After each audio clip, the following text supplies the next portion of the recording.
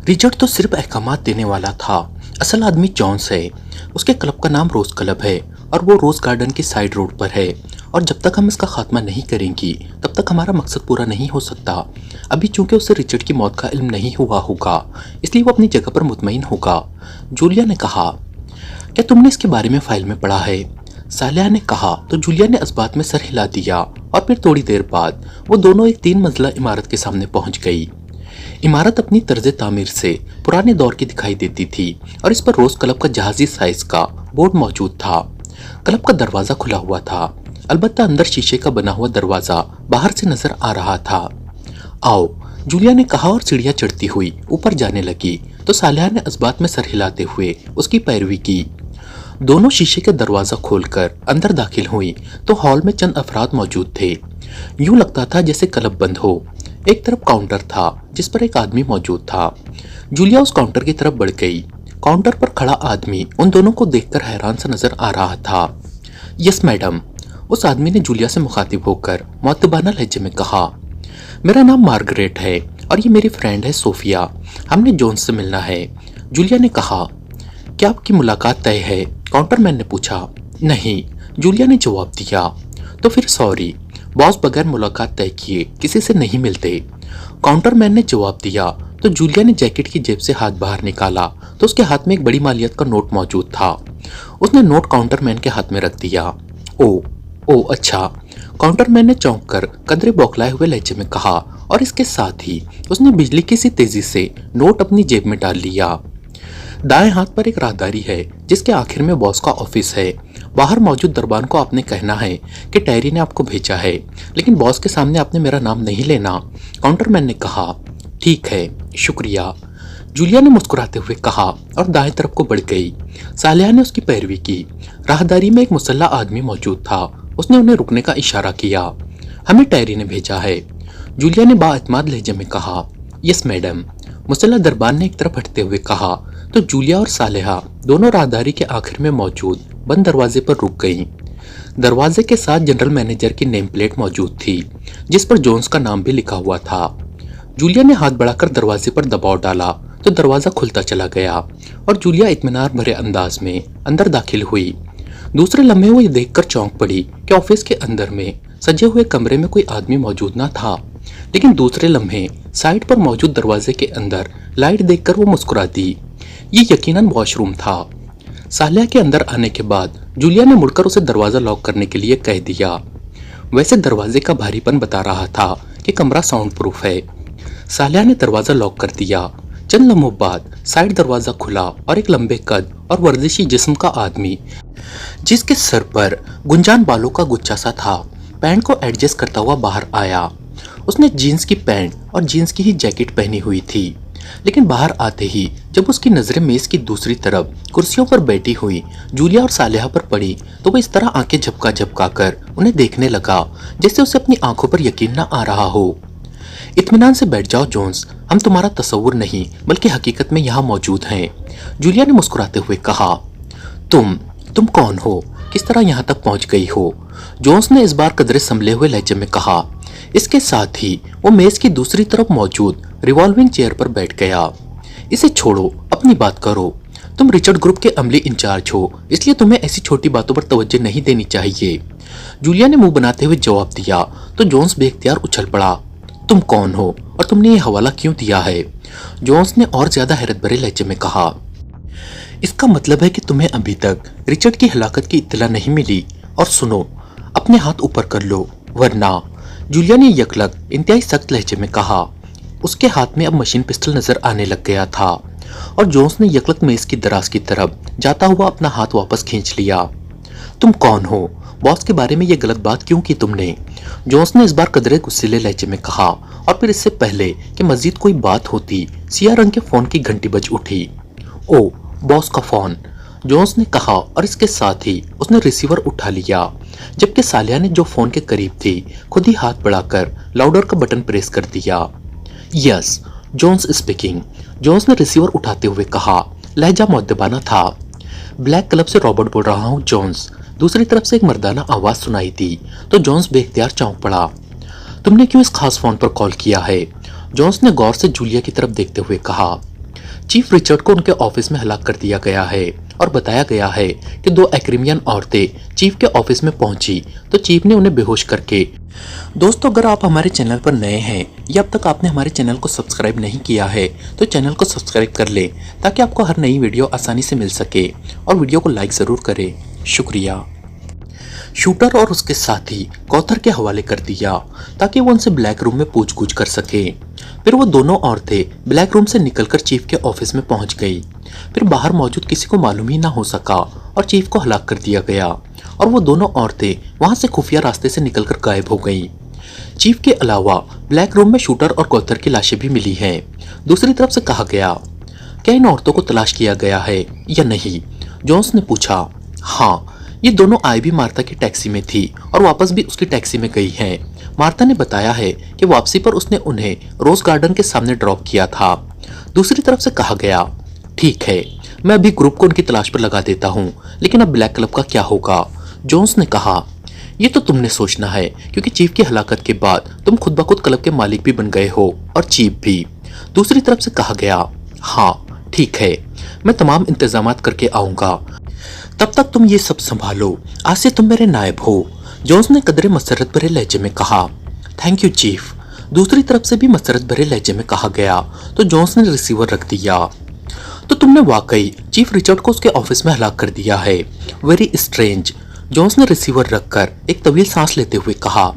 अब तुम्हें मालूम हो गया होगा कि अगर तुम्हारा चीफ और उसके खास आदमी शूटर और गौथर हलाक हो सकते हैं तो तुम्हें तो इंतहाई आसानी से गोली मारी जा सकती है। जूलिया ने सर्द लहजे में कहा। तुम क्या चाहती हो? तुम मुझे मत मारो, तुम बेहद खतरनाक हो। जोन्स ने इस बार कदरे खौफजदा लहजे में कहा। वो जाहिरी तौर पर खासा फाइटर टाइप आदमी नजर आता था, लेकिन शायद चीफ रिचर्ड, शूटर और गौथर की हलाकत का सुनकर वो जहनी तौर पर मरूब हो गया था। तुम ब्लैक ग्रुप के इंचार्ज हो और ये ग्रुप 2 औरतों और 4 मर्दों को हलाक करने के लिए काम कर रहा है और औरतों और मर्दों का ये ग्रुप काफिरिस्तान से एक फ्लाइट के जरिए विलिंगटन पहुंचा और फिर गायब हो गया। जूलिया ने कहा। ओ, तो तुम्हारा ताल्लुक उस ग्रुप से है, मेरा मतलब इमरान और उसके साथियों से। जोन्स ने तकरीबन उछलते हुए कहा। हमसे कुछ मत पूछो, जो मैं पूछ रही हूँ उसका जवाब दो। जूलिया ने सर्द लहजे में कहा।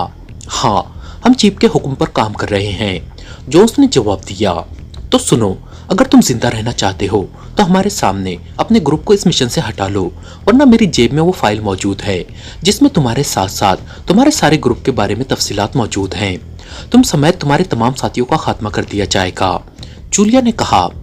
नहीं, अब चीफ रिचर्ड खत्म हो चुका है, इसलिए अब उसका हुक्म भी खत्म और उसने जिससे मुआहदा किया होगा वो भी खत्म। मैं हलफ देता हूँ कि अब उस पर काम नहीं होगा। जोन्स ने कहा। हमारे सामने इस बात को कंफर्म करो। जूलिया ने कहा तो जोन्स ने इस्बात में सर हिलाते हुए रिसीवर उठाया और तेजी से नंबर प्रेस करने शुरू कर दिए। आखिर में उसने खुद ही लाउडर का बटन भी प्रेस कर दिया। दूसरी तरफ से घंटी बजने की आवाज सुनाई देने लगी और फिर किसी ने रिसीवर उठा लिया। हार्डी बोल रहा हूँ, एक मर्दाना आवाज सुनाई दी। जोन्स बोल रहा हूँ, जोन्स ने कहा। यस बॉस, हुक्म।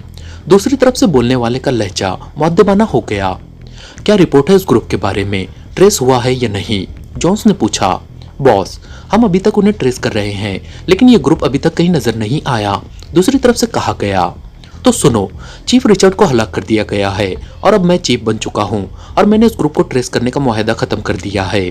जोन्स ने कहा। चीफ रिचर्ड हलाक कर दिया गया है? ओ, ये कैसे हो गया बॉस?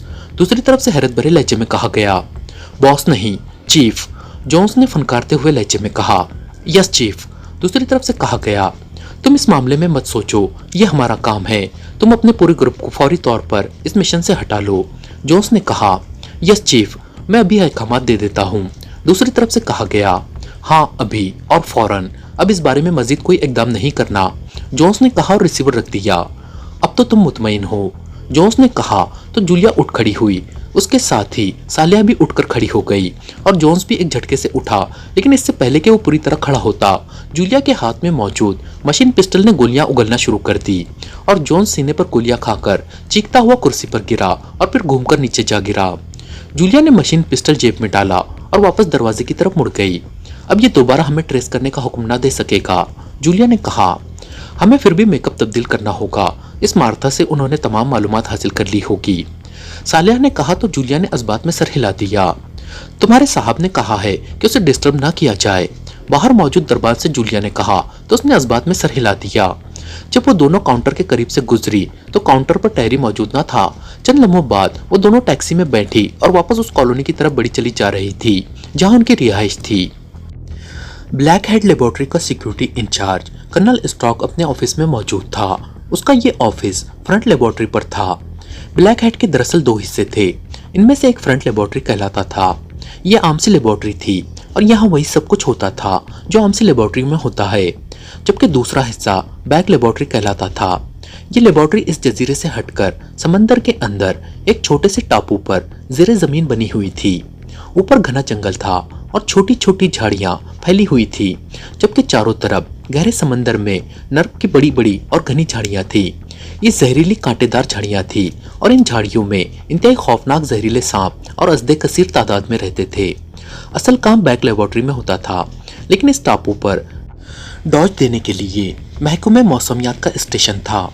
लेकिन इस स्टेशन पर काम करने वालों को भी इस बैक लेबोरेटरी के बारे में इल्म नहीं था, क्योंकि इस बैक लेबोरेटरी में फ्रंट लेबोरेटरी से आबदोश के जरिए खुफिया रास्ते से आमदोरफ्त रहती थी, जिसका इल्म ऊपर रहने वालों को नहीं होता था। वैसे ये तमाम तर हिफाजती इंतजामात फ्रंट लेबोरेटरी के लिए किए जाते थे ताकि असल लेबोरेटरी की तरफ किसी की तवज्जो न जाए।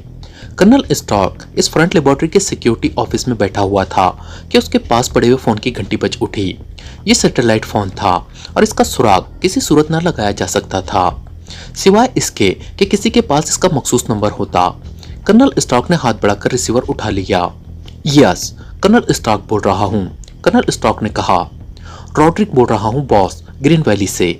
दूसरी तरफ से एक मर्दाना आवाज सुनाई थी। लहजा मुअद्दबाना था। यस, कोई खास बात जो कॉल की है? कर्नल स्टॉक ने चौंक कर पूछा। बॉस, ग्रीन वैली में सुपर 3 की तरफ से बकायदा ऑफिस बनाया गया था और पूरा ग्रुप इंतहाई जदीद तरीन आलात की मदद से यहाँ हर तरफ मौजूद था, ताकि अगर पाकिस्तानी एजेंट यहाँ पहुंचे तो उनका खात्मा किया जा सके। रॉड्रिक ने कहा, तुम ये सब बातें पहले भी बता चुके हो, फिर क्यों दोहरा रहे हो?